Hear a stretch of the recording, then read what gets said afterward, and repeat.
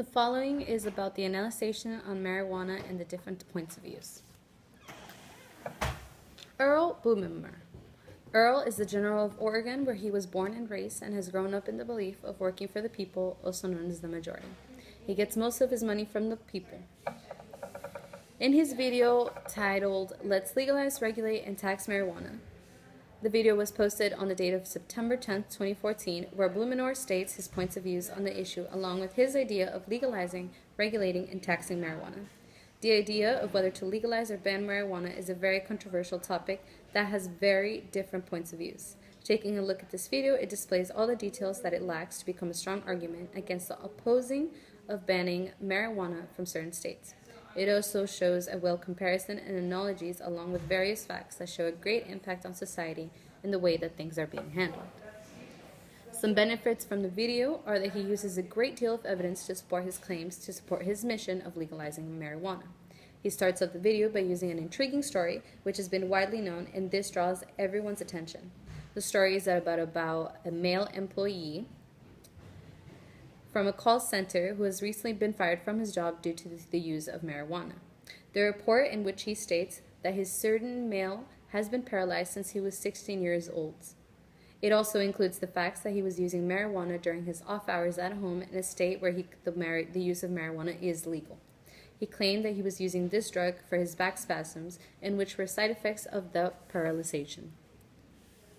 Some facts that he uses is that one NFL player was suspended for a year due to the use of marijuana, whereas another NFL player was suspended only for 2 games when he was known to be in a court case due to his domestic violence. It wasn't until later on that a video went viral that brought more attention, causing him to be further suspended. The comparisons that he uses between the way that these two people are being treated is something unreal. It showed that smoking marijuana was something far more worse than someone who's using domestic violence. The same NFL that he used to compare those two players, also he states that this promotes, the same NFL promotes, if not pressures, pills and shots to help dull out the pain of the players, causing a higher chance of addiction to the player as well as horrible heart conditions. The players create a prescription life dependency on it as well. He also brings up the fact that prescription drugs kill more people than heroin, meth, and cocaine all mixed together. No one has ever died from a weed overdose, and he feels that this is a need or something that he needs to claim. The cost of the failed prohibition and the untold damage of racial minorities will increase. If you think about it, a black man is more likely to be jailed than a white man who uses it just as often. Some deficiencies in his speech, though, I believe that his claims seem to be sort of one-sided, showing a weak argument since no counter-arguments were used to respond to all the comments made about the idea of banning marijuana from the states. His lack of using personal experience refuses to attract the people into his mission, and even though there is a lot of examples to his claims, he has a shortage of statistics quoted. It also does not include any expert opinions, where this could make his arguments much stronger by having an expert back up his thoughts and his ideas. The lack of using a rebuttal to all the bad things said about legalizing marijuana really brings down his argument as being shown as a weak one. Our second candidate is John Fleming. John Fleming is also known as Dr. Fleming, who is a U.S. representative. He has spent about 6 years in the Navy as a medical officer. John grew up and became a U.S. representative with the idea of preserving the idea he had from the beginning about keeping a working family and the American dream. Dr. Fleming is shown to be a conservative, as shown on his website, that he voted no on Obamacare, showing he has a narrow and very conservative mind. He gets most of his money from the Republicans, also showing he supports them, and his mission in mind is to keep marijuana legal. The video is titled "The Representative Fleming on Marijuana Myths." The video was posted on June 20th on the year of 2014. He shows very strong claims due to the personal experiences shared, along with the facts, the expert's opinion, and the comparison in the analogies, and the way that he not only addressed the opposing viewpoints in a clearly and fairly manner, but he also was able to answer the counter-arguments with logic and relevant evidence supporting his rebuttal. Some personal experiences, along with statistical facts, is that he graduated from Mississippi as an undergraduate and physician, and wrote a book in 2007 about that the more available that marijuana is, the more people will start using as well. Later on, towards the end of the video, he uses a statistical fact that, quote, "Before marijuana was decriminalized and legalized, the starting age in which an individual would start using was the age of 17.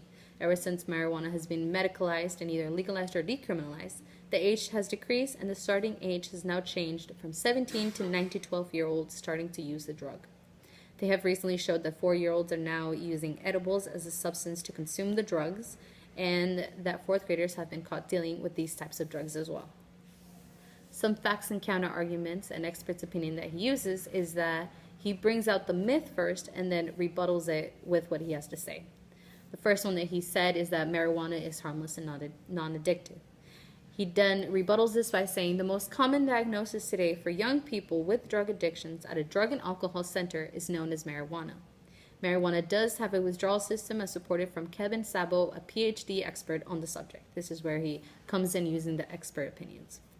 Countless people are behind bars due to smoking marijuana. He says that most people behind bars do smoke marijuana. However, that is not the reason that they are behind bars. That would be due to much more serious crimes like theft, dealing, or such crimes. He also says that most people would think, since tobacco and alcohol is legal, why can't marijuana be?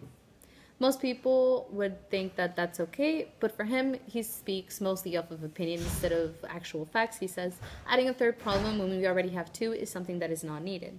We already have two big problems which we focus on, why would you want to add a third one? Another myth that does come up is that marijuana can solve government budgetary problems. He speaks that the outcomes of the health problems and the lack of job employees would be at an all-time high and low, that it would actually cost the government more.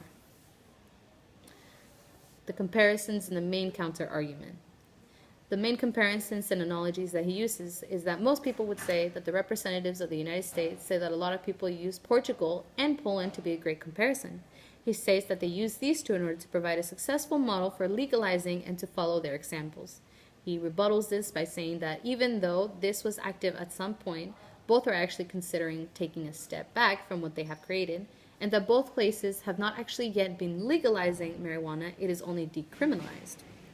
The major argument used for promoting legalization of marijuana is that most people that use it as a medicine. They use it for seizure purposes due to their spasms. He counters this by saying that no one who has had seizures before, whether they are common ones or rare, marijuana actually is not the best treatment for it. As you can see, the opposition sides between the first candidate and the second candidate are quite different. They both do have their claims and their evidence, but I believe that the first candidate, even though he did present claims and evidence, he did not have any personal experience or any actual facts to back up his thoughts and ideas. The second candidate was far more real with his claims. He was able to explain why he believed that was right. He addressed a lot of different things that other people who had said about the idea of legalizing and regulating marijuana, and then he went on to go ahead and say that was not true. And he supported his evidence and his facts with the use of experts as the PhD officer, and he went on to say why he believed that was not wrong. So therefore, I believe that the second candidate has a far more strong argument than the first candidate, whose is kind of more of one-sided and kind of biased into one opinion.